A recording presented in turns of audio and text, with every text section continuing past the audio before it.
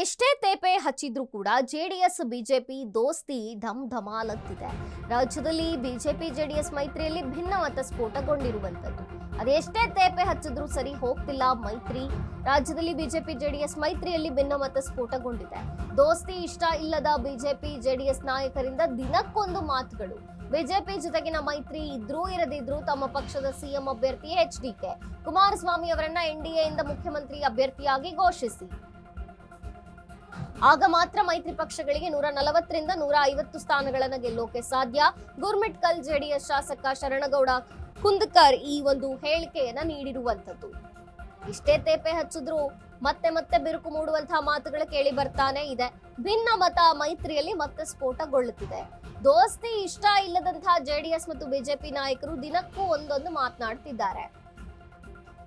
ತಮ್ಮ ಪಕ್ಷದ ಸಿಎಂ ಅಭ್ಯರ್ಥಿ ಎಚ್ಡಿಕೆ ಅಂತ ಜೆಡಿಎಸ್ ನವರು ಘೋಷಣೆ ಮಾಡ್ಕೋತಿದ್ದಾರೆ. ಕುಮಾರಸ್ವಾಮಿ ಅವರನ್ನ ಎನ್ಡಿಯಿಂದ ಮುಖ್ಯಮಂತ್ರಿ ಅಂತ ಘೋಷಣೆ ಮಾಡಬೇಕು ಅನ್ನುವಂಥದ್ದು. ಆಗ ಮಾತ್ರ 140ರಿಂದ 150 ಸ್ಥಾನಗಳನ್ನ ಗೆಲ್ಲೋಕ್ ಸಾಧ್ಯ ಆಗತ್ತೆ ಅಂತ ಶರಣಗೌಡ ಕುಂದಕರ್ ಸ್ಫೋಟಕ ಹೇಳಿಕೆಯನ್ನ ಕೊಟ್ಟಿದ್ದಾರೆ.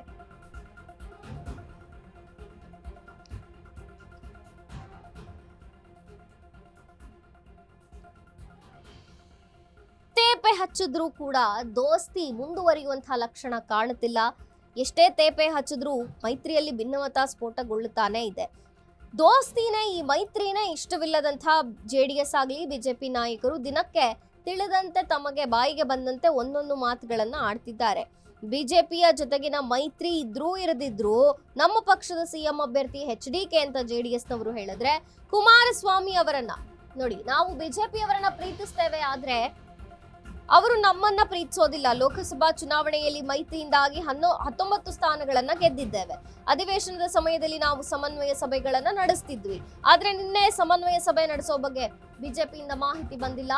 ಪ್ರತಿಭಟನೆಗೆ ತೆರಳುವ ಕೇವಲ 30 ನಿಮಿಷಗಳ ಮುಂಚೆ ನಮಗೆ ಮಾಹಿತಿ ತಿಳಿಸಿದ್ರು. ಬಿಜೆಪಿಯ ರಾಷ್ಟ್ರೀಯ ನಾಯಕರು ನಮ್ಮ ಮೇಲೆ ಪ್ರೀತಿ ವಾತ್ಸಲ್ಯ ಹೊಂದಿದ್ದಾರೆ.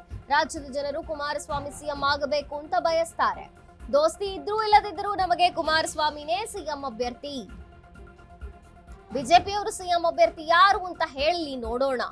ದೋಸ್ತಿಗಳಲ್ಲಿ ಕಿಚ್ಚು ಹಚ್ಚಿದ ಜೆಡಿಎಸ್ ಶಾಸಕ ಶರಣಗೌಡ ಕುಂದಕರ್ ಮಾತುಗಳಿವೆ.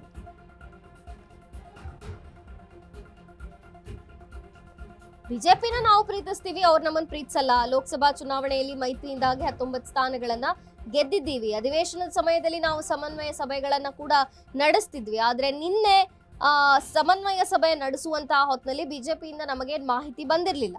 ಪ್ರತಿಭಟನೆಗೆ ಹೋಗುವಂತಹ 30 ನಿಮಿಷಗಳ ಮೊದಲು ನಮಗೆ ಮಾಹಿತಿ ತಿಳಿಸಿದ್ರು. ಬಿಜೆಪಿಯ ರಾಷ್ಟ್ರೀಯ ನಾಯಕರು ನಮ್ಮ ಮೇಲೆ ಪ್ರೀತಿ ವಾತ್ಸಲ್ಯ ಹೊಂದಿದ್ದಾರೆ.